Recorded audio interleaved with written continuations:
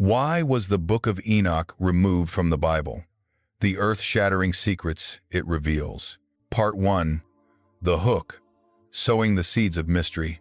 Beneath the flickering glow of a solitary candle, where shadows dance and ancients upon forgotten scrolls, we embark on a journey into the heart of a profound enigma. For centuries, a powerful text has echoed through the annals of history, a book whispered about in hushed tones, yet largely absent from the sacred canon many hold dear. Why, we must ask, was the Book of Enoch, a text brimming with cosmic revelations and unsettling truths, deliberately excised from the Holy Bible? What earth-shattering secrets did it contain that necessitated its removal? And what profound insights might we gain by daring to look into its forbidden pages? Join us as we peel back the layers of theological debate and historical intrigue to uncover the untold story of Enoch and the truths it sought to unveil. Part 2. The Deep Dive, a Journey of Discovery. The historical context. A world awaiting revelation. To truly grasp the significance of the Book of Enoch, we must transport ourselves to its ancient origins, a time predating much of what we recognize as the biblical canon. While various sections likely developed over several centuries, the earliest parts of the Book of Enoch are generally dated to the 3rd century BCE, with other sections extending into the 1st century BCE. This was a turbulent era for the Jewish people, marked by foreign domination, Hellenistic influences, and a fervent expectation of divine intervention. It was a period when apocalyptic literature flourished, offering hope and understanding in a world grappling with immense suffering and perceived injustice. In this crucible of fervent religious and political upheaval, Enoch provided a unique framework for understanding evil, the origins of sin, and the ultimate triumph of God's justice. It offered a cosmic perspective on earthly events, suggesting that the struggles faced by humanity were part of a larger, celestial drama. This was a time when the boundaries between heaven and earth seemed more permeable, and the unseen forces at play were subjects of intense speculation and spiritual longing. The Book of Enoch emerged from this fertile ground, not as an isolated voice, but as a significant contribution to a vibrant intellectual and spiritual landscape. Decoding the Scripture. Angels, giants, and a cosmic rebellion, the Book of Enoch is not a single, unified narrative, but a collection of distinct books, each offering a unique window into its author's or authors' theological vision. Among its most compelling and controversial revelations are the accounts of the Watchers, their descent, and the subsequent birth of the Nephilim. In Enoch 6:1-2, we read, "And it came to pass when the children of men had multiplied, that in those days were born unto them beautiful and comely daughters. And the angels, the children of the heaven, saw and lusted after them, and said to one another, Come, let us choose us wives from among the children of men, and beget us children." This passage dramatically expands upon the cryptic verses in Genesis 6:1-4, which mention the sons of God taking daughters of men and giving birth to giants, Nephilim. Enoch identifies these sons of God as 200 angelic beings, led by Semjaza and Azazel, who swore an oath to carry out their forbidden desires.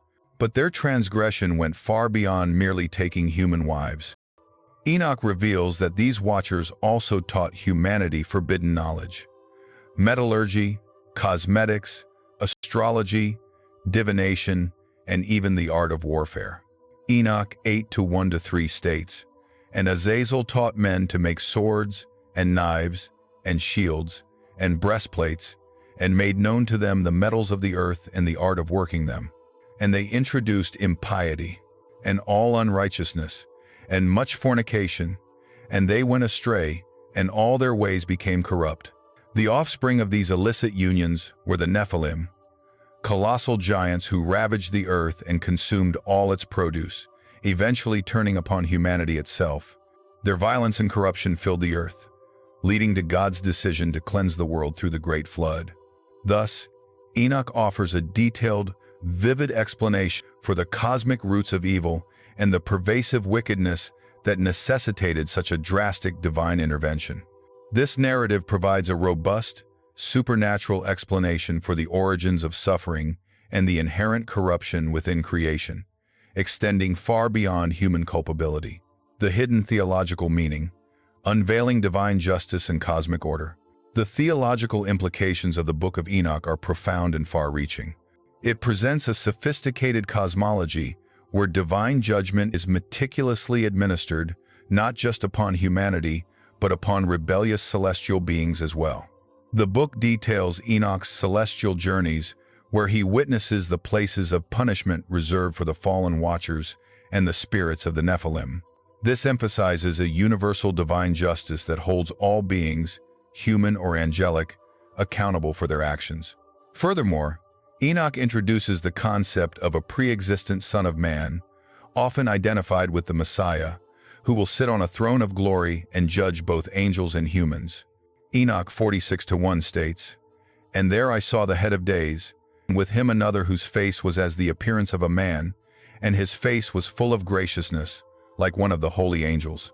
And I asked the angel who went with me and showed me all the hidden things concerning that Son of Man, who he was, and whence he was, and why he went with the head of days." This figure is portrayed as an instrument of divine judgment and righteousness, a concept that deeply influenced later Jewish apocalyptic literature, and crucially, early Christian theology. The book also grapples with the problem of evil, offering an intricate narrative of how corruption entered the world through angelic disobedience. Provided an alternative or supplementary explanation to the fall of Adam and Eve, suggesting a broader, cosmic rebellion that infected creation. It reassures the righteous that their suffering is not unnoticed and that ultimate justice will prevail, a powerful message for those enduring persecution. Controversies and theories. The path to exclusion. The question of why was it removed is multifaceted, intertwined with theological development, the formation of the biblical canon, and evolving religious authority. One primary reason for its exclusion from the Jewish canon, Tanakh, was its increasingly sectarian nature. While widely revered by various Jewish groups in the Second Temple period, by the 1st and 2nd centuries CE, as Rabbinic Judaism began to consolidate its texts, the Book of Enoch, with its emphasis on angelic revelations and a distinct eschatology, was seen as diverging from emerging Orthodox doctrines. Its apocalyptic themes and vivid portrayals of heavenly secrets were perhaps deemed too speculative, too close to what some might consider Gnostic tendencies, or simply too distinct from the Mosaic law that formed the bedrock of Rabbinic Judaism. For early Christians, the Book of Enoch was initially highly influential. It is quoted directly in the New Testament, Jude 1:14-15, and its themes resonate throughout other New Testament books, particularly in their discussions of angels, judgment, and eschatology. However, as the Christian canon began to solidify in the 3rd and 4th centuries, particularly with figures like Athanasius and Jerome, a more standardized collection of texts was sought. Enoch, with its non-canonical authorship and distinctive theological framework, gradually fell out of favor. Concerns over its apocryphal nature, its supposed fables, and its departure from apostolic tradition led to its eventual marginalization in most Christian traditions, though it remained canonical in the Ethiopian Orthodox Tewahedo Church. Scholars today still debate the precise mechanisms and reasons for its exclusion. Some argue it was a deliberate act to control theological narratives, while others see it as a natural winnowing process as communities define their core beliefs and authoritative texts. Regardless, its absence from most Bibles is a testament to the powerful, often complex forces that shape the sacred scriptures we hold today. Part 3. The Conclusion, an Eternal Echo. We have journeyed through the shadowy corridors of history, illuminated by the flickering truth of the Book of Enoch. We have seen how this remarkable text, born from the crucible of anxieties and spiritual longings, offered radical explanations for the origins of evil, the nature of divine justice, and the grand tapestry of cosmic rebellion. Its narratives of fallen watchers, colossal Nephilim, and a pre-existent Son of Man painted a vivid picture of a universe far more intricate and perilous than many familiar biblical accounts suggest. Yet, its profound insights, once widely embraced, were ultimately deemed too divergent, too unconventional, to remain within the mainstream canons of Judaism and Christianity.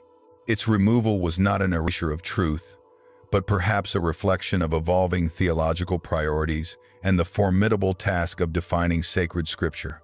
As the candle's flame dances, casting long shadows across these ancient words, we are left not with simple answers, but with deeper questions. What more might be hidden just beyond the edges of our conventional understanding? And what does it mean for us, inheritors of these ancient stories, to grapple with texts that challenge our preconceptions and invite us to look beyond the familiar into the enduring mysteries of faith and the universe? The echoes of Enoch's forbidden wisdom continue to resonate, inviting us to ponder the vastness of divine purpose and the enduring human quest for hidden truth. Why was the Book of Enoch removed from the Bible?